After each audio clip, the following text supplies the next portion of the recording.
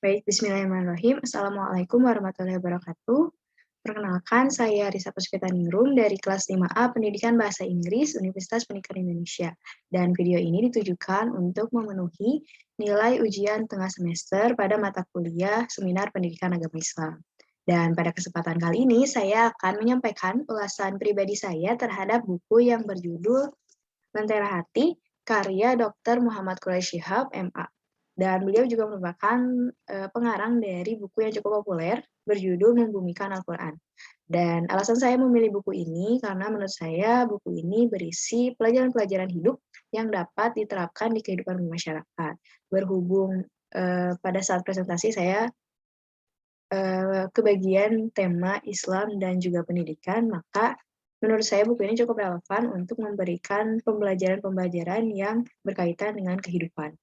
Dan untuk identitas buku itu sendiri, buku ini diterbitkan oleh Mizan pada tahun 1994 dengan jumlah halaman sebanyak 456 halaman. Dan buku ini juga terdiri atas 7 bagian yang setiap bagiannya terdiri dari sekitar 16 sampai 20 subtema. Nah, di setiap temanya itu mengangkat topik yang berbeda-beda seperti hal yang berkaitan dengan hakikat manusia, nilai moral, politik, dan juga pendidikan. Dan sesaat lagi saya akan bahas per bagiannya. Untuk bagian pertama, ini berjudul Memahami Petunjuk Agama. Dan pada bagian ini, penulis bermaksud untuk menegaskan bahwa Al-Quran itu merupakan bentuk petunjuk bagi kita umat Islam untuk menjalani kehidupan. Dan sebagai contoh, terdapat subtema di mana penulis menjelaskan bahwa Al-Quran ini telah mengajarkan umatnya untuk senantiasa hidup bersahabat dengan alam sebelum mereka menyadarinya. Dan selain itu juga pada bagian ini terdapat ajakan agar kita senantiasa untuk giat membaca. Dan juga pastinya di setiap subtema ini dibarengi dengan potongan ayat Al-Quran. Pada bagian kedua, yaitu berjudul Memahami Takdir Allah. Pada bagian ini mengandung makna bahwa kita sebagai hamba Allah harus meyakini adanya takdir Allah di kehidupan kita.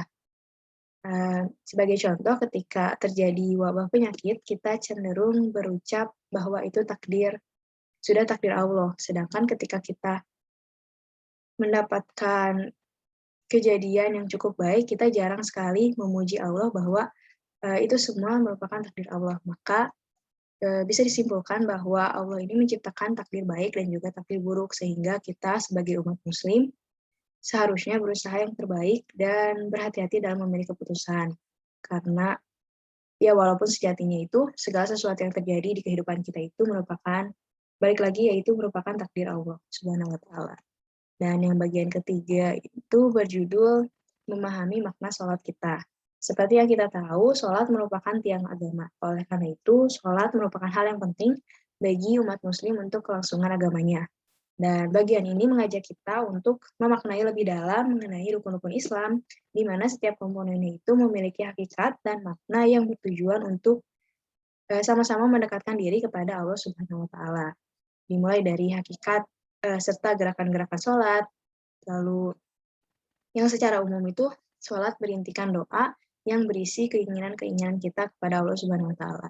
Selain itu juga bagian ini menjelaskan bahwa berpuasa itu diibaratkan sebagai jihad akbar, di mana umat muslim berperang melawan hawa nafsunya.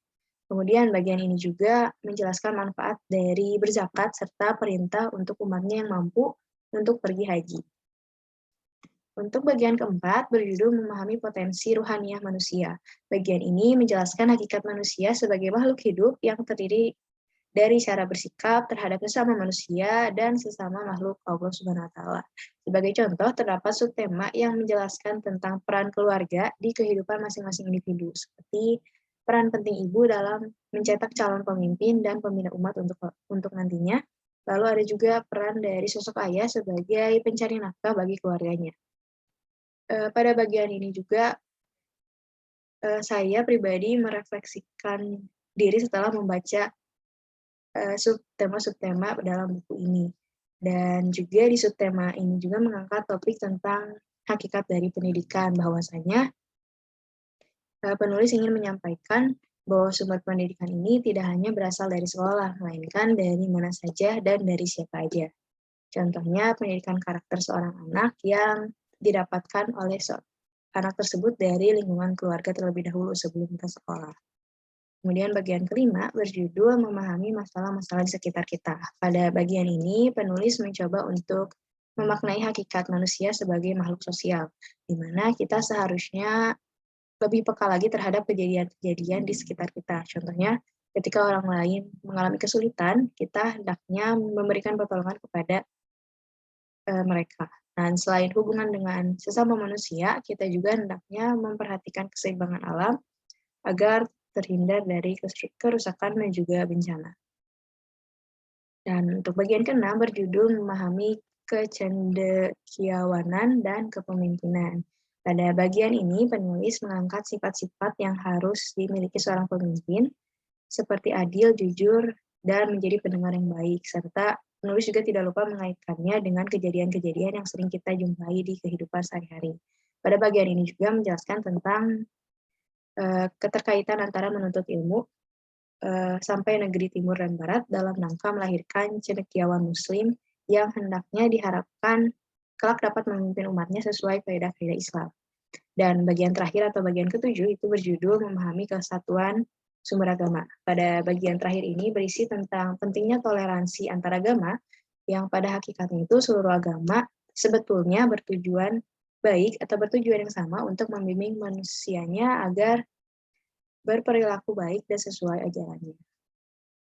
Oke, secara keseluruhan menurut saya buku ini cocok dibaca untuk seluruh kalangan karena menggunakan bahasa yang lugas serta populer dan juga mudah dipahami. Dan juga penjelasannya itu disampaikan penulis dengan diikuti oleh fenomena-fenomena yang umum terjadi dan cukup relevan untuk setiap orang. Bahkan di masa sekarang, walaupun bukunya ini terbitan tahun sekitar 20 tahun yang lalu. Dan juga kemudian setiap subtema pun tidak terdiri dari banyak halaman, sehingga pembaca atau saya pribadi tidak merasa bosan ketika membaca ini, karena setiap subtema itu hanya 2-3 halaman, jadi kita cepat untuk menjumpai topik baru. Dan sebagai tambahan, buku ini juga berukuran cukup kecil, panjangnya hanya 18 cm, dan sehingga satu halaman itu memiliki lebih sedikit kata dari buku biasanya. Nah, sayangnya buku ini tuh tidak terlalu fokus mengkaji Islam secara detail karena topiknya yang beragam, sehingga menurut saya ini bukunya untuk pelajaran hidup cukup bagus, tapi tidak membahas Islamnya secara keseluruhan atau secara mendetail. Bahkan dijumpai bahwa penulis hanya menyelipkan beberapa ayat tanpa menuliskan ayat secara keseluruhan. Dan juga di dalam buku ini itu tidak ada ilustrasi atau gambar pendukung, jadi hanya terdiri atas tulisan saja. Jadi menurut saya mungkin cukup monoton. Tapi itu balik lagi ke selera masing-masing dalam membaca buku. Oke, mungkin cukup sekian dari saya mengenai ulasan pribadi tentang Lentera Hati, karya Muhammad Quraish Shihab. Semoga ulasan pribadi ini dapat bermanfaat bagi teman-teman, terlebih untuk mencari buku yang relevan untuk dibaca. Oke, mungkin cukup sekian dari saya. Terima kasih atas perhatiannya. Wabillahi taufiq wal hidayah. Wassalamualaikum warahmatullahi wabarakatuh.